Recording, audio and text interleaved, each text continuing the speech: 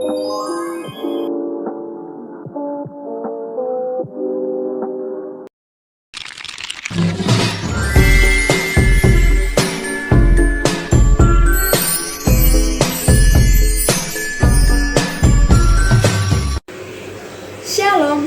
saya akan memberitakan Injil tentang kelahiran, kematian, pelayanan, dan kebangkitan Yesus.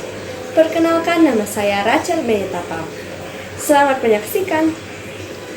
Allah menciptakan bumi dan segala isinya. Salah satunya manusia.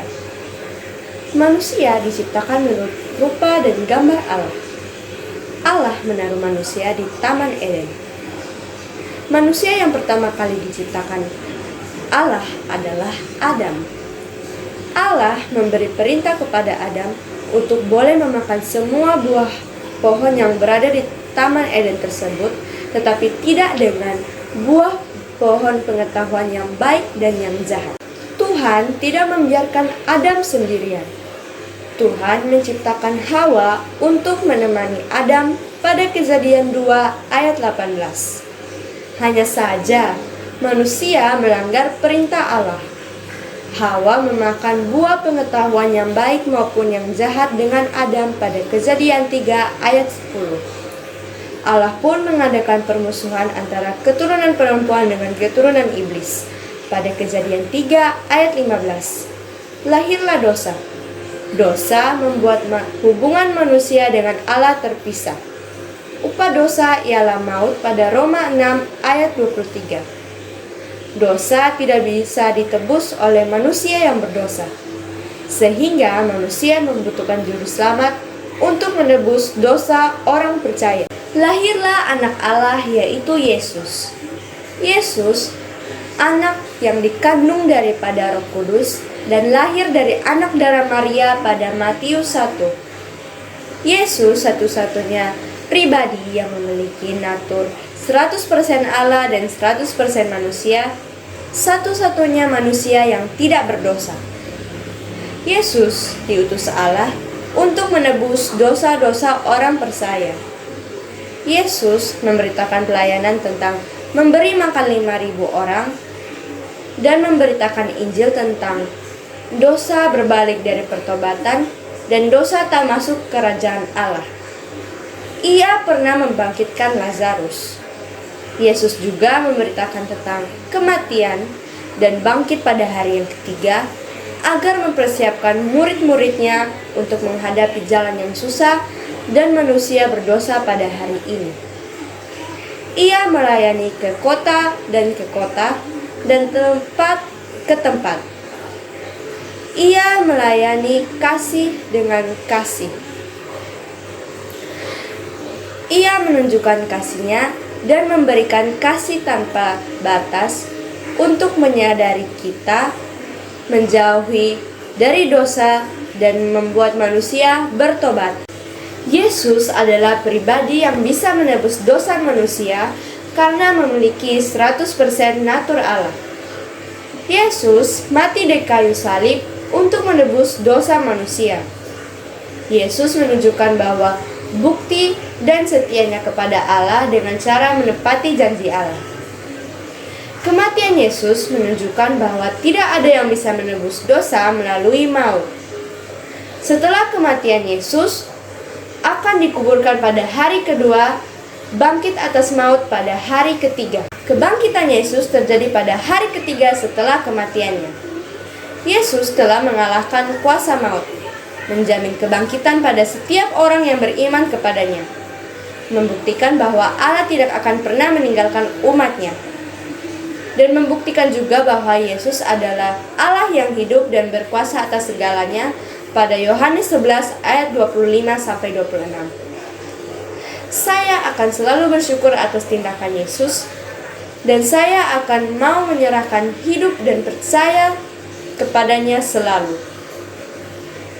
Saya mau seperti Yesus, tetap menaati perintah-perintah Bapaknya, dan saya mau menaati perintah-perintahnya melalui firman-Nya. Eits, teman-teman sudah pada paham belum tentang 4 topik yang sudah dibahas saya tadi? Tentang kelahiran, pelayanan, kematian, dan kebangkitan Yesus. Kalau memang belum paham, simak pembahasan lanjutan ini.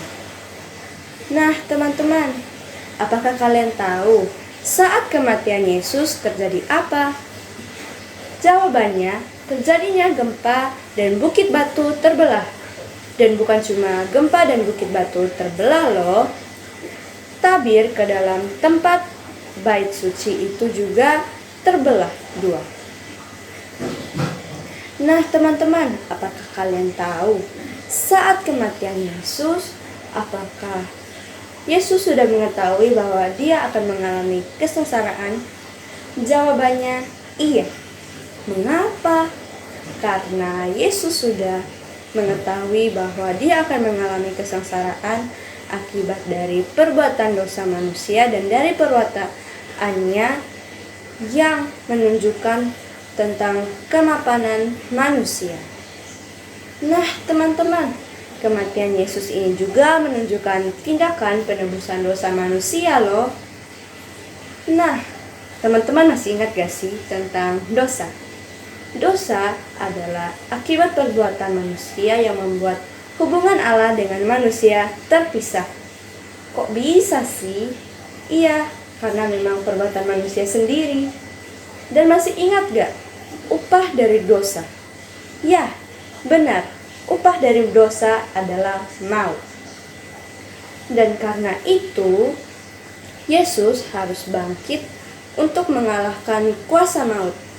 Nah, teman-teman, setelah kematian Yesus, terjadinya kebangkitan Yesus pada hari ketiga. Nah, kebangkitan Yesus ini juga menunjukkan peralihan kuasa dari maut menjadi Yesus penguasa atas maut. Nah, teman-teman, kita harus ingat ya bahwa kebangkitan Yesus mendorong orang-orang percaya agar tidak goyah dalam iman. Nah, teman-teman, apakah kalian masih ingat? Saya ada menunjukkan beberapa ayat Alkitab dalam pembahasan saya. Nah, simak video berikut tentang ayat-ayat Alkitab yang akan saya bacakan. Nah, teman-teman, tadi kan kita sudah mendengarkan pembahasan lanjutan nih. Saya akan membacakan ayat Alkitab di dalam pembahasan saya. Yang pertama dari Kejadian 2 ayat 18. Berkata, Tuhan Allah berfirman, tidak baik kalau manusia itu seorang diri saja. Aku akan menjadikan penolong baginya yang sepadan dengan dia. Maksud dalam dari ayat Alkitab ini menunjukkan bahwa Allah akan memberi teman kepada Adam, yaitu Hawa.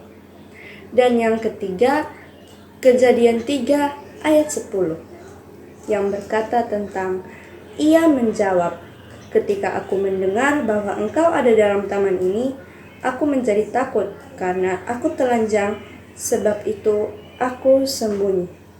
Nah, teman-teman, maksud dari ayat Alkitab ini menunjukkan bahwa Hawa bersembunyi karena takut saat dia memakan buah pengetahuan yang baik dan yang jahat. Selanjutnya dari Kejadian 3 ayat 15.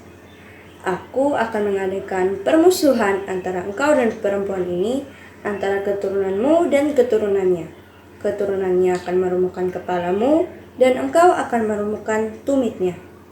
Nah, ayat Alkitab ini menunjukkan bahwa akibat dari perbuatan Hawa dengan Adam, maka Allah mengadakan permusuhan antara keturunan iblis dengan keturunan perempuan.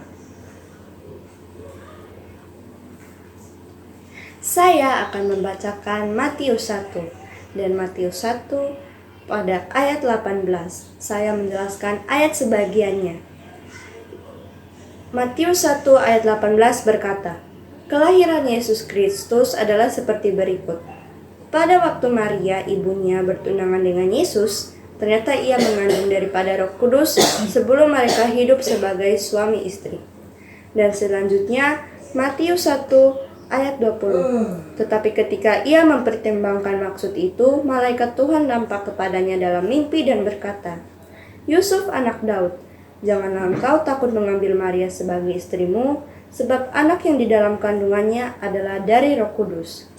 Dan selanjutnya Matius 1 ayat 21 berkata, "Ia akan melahirkan anak laki-laki dan engkau akan menamakan dia Yesus, karena dialah yang akan menyelamatkan umatnya dari dosa mereka." Mengapa saya membaca Matius 1 ayat 18 dan Matius 1 ayat 20-21? Karena ini menunjukkan bahwa Yesus lahir dikandung daripada Roh Kudus dan dari anak darah Maria. Selanjutnya dari Yohanes 11 ayat 25-26. Yohanes 11 ayat 25 berkata, "Jawab Yesus, akulah kebangkitan dan hidup. Barang siapa percaya kepadaku, ia akan hidup walaupun ia sudah mati." Yohanes 11 ayat 26. "Dan setiap orang yang hidup dan yang percaya kepadaku tidak akan mati selama-lamanya. Percayakah engkau akan hal ini?" Ini menunjukkan bahwa Tuhan akan bangkit dan menjadi Allah yang hidup dan berkuasa atas segalanya. Sekian dari pembahasan lanjutan dan ayat Alkitab yang sudah saya baca. Sekian dari Rachel Beneta Pao. Terima kasih.